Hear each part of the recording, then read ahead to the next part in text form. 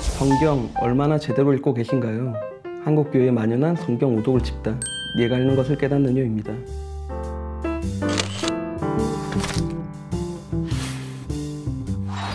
책을 읽을 때 바람직한 태도 중 하나는 질문을 던지면서 읽는 것입니다.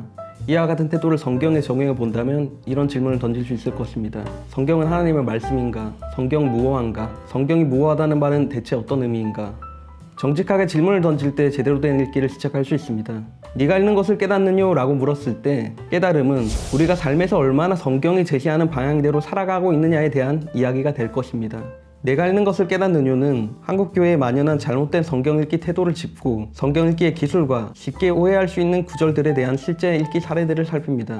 먼저 저자가 짚는 것은 성경 무어설입니다. 성경을 하나님의 말씀으로 보고 성경을 무어하다고 주장하는 일은 대담하기 그지없습니다.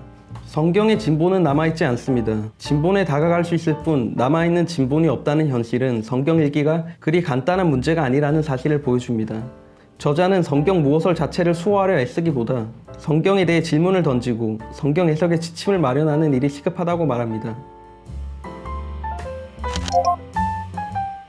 성경 66권이 정경으로 확정되는 과정이 한 400여 년 어떤 과정들이 있었는데 그때 신앙 선배들이 굉장히 자유로운 토론이 있었단 말이에요. 자유주의자가 아니고서도 얼마든지 그런 식으로 건강하게 토론하는 시기들이 있었는데 지금의 우리는 그때보다 훨씬 더 억압이 돼 있고 성경 자체에 대해 질문을 던지는 게 그러니까 성경 해석의 권한을 목사님들이 가지고 성도들에게 먹여주는 방식, 이런 게 사실 한국교회의 방식인데 제 생각에는 성경 자체는 공동체적 읽기가 돼야 된다. 물론 이제 신학을 전문적으로 공부한 목사가 성경 의미가 어떤 거고 이런 걸 짚어주는 것도 중요하겠지만 그런 과정 중에서 성도들이 자기가 읽은 해석들도 나누고 목사가 풀어주는 그 해석에 대한 어떤 궁금증이라든지 이런 것들을 자유롭게 토론을 하면서 이렇게 삶을 나타내야 되는 것이지 한 사람이 자기의 읽기를 이렇게 강요하면서 그대로 그냥 삶을 살아내라고 하는 거는 교회의 본래 목적과도 좀 어긋나는 부분이 아닌가.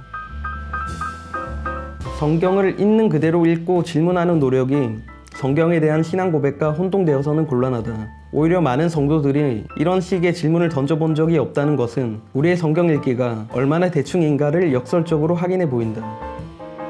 최근에 박진영이 구원파다 아니다 이런 논란이 있었는데 사실은 성경 해석 자체가 좀 이상한 게 아닌가, 유대인이 비행기를 타고 왔다거나 이런 것들은 책에 비춰보면 어떻게 해석을 해야 되는지 책 자체에 비춰본다 할 것 같으면 그 시대적 배경 같은 걸 이렇게 약간 무시한 처사고 그리고 한편으로는 장르적인 특성도 이제 무시하고 자의적으로 해석을 했다는 건데 사실 한국교회에서도 많이 해석을 하는 방식이기도 한데 흔히 쓰이는 말 중 하나가 666이 이제 베리칩이다. 그래서 몸에 이렇게 칩 같은 걸 심으면 구원을 못 받는다라든지 그런 식의 해석은 계속 있어 왔고 성경 자체가 무어하다 이렇게 딱 보고 이렇게 접근하기 시작하면 이제 박진영과 같은 이제 그런 식의 해석이 나오게 되고 또 한 가지는 이제 창조과학이 성경을 해석을 할 때 굉장히 문자주의적으로 해석을 해서 접근을 하는데 성경 자체는 이제 지동설이 아니라 천동설을 지지를 했잖아요. 그래서 향후에 그게 깨지고 이런 과정들이 있는데 그렇게 됐을 경우에 성경을 어떤 식으로 바라볼 것이냐, 이거는 사실 이 책에서도 얘기하지만 정직한 진리탐구라고 했는데